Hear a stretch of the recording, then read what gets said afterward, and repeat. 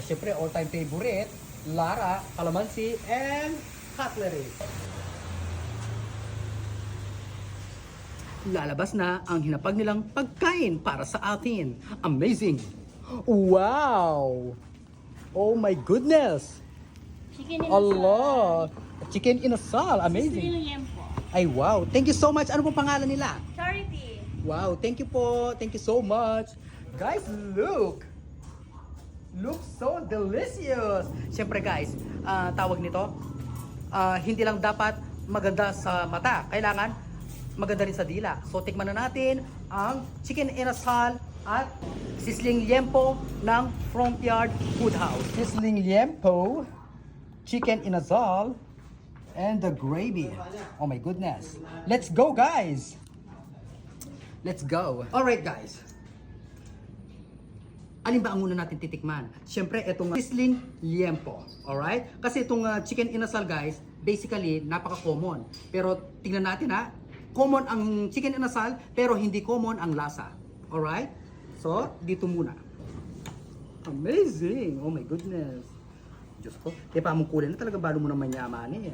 Pero ako kasi guys, hindi ako naniniwala sa itsura lang. Ang dila ko ang magsasabi eh.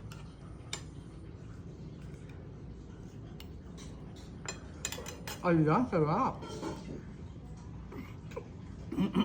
Ay, napanin ko ah. Alam, yung gravy, huh? I'm sorry. Itong ano niya, mushroom ba to? Mushroom? Hindi. At parang mas masarap. Parang kalasa ng mushroom. Usually kasi guys, di ba pag gravy, gawain sa ano, cream of mushroom. So tulad yan, tinanong ko kung mushroom, eh hindi pala. So meaning to say, meron silang secret. Pwede ko po ba malaman ng secret? Ay, sorry! Amazing, manyaman! Sarap! Alright, dito na tayo magkakaalaman. Ang chicken inasal. This is it, pansit! Oh my goodness, chicken inasal. At saka ang lambot, ano? Hindi siya naglalaban. Alright, the moment of truth, chicken inasal ng Front Yard Food House. Ay, wow! Inasal nga, hindi siya barbecue. Amazing! Sarap! Ay, di ba? Ang dami kasing ano, dahil naglipa ako ng chicken inasal, so magkakatalo talaga sa lasa.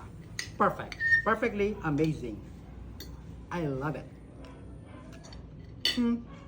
Thank you so much po, Front Yard Food House. Amazing.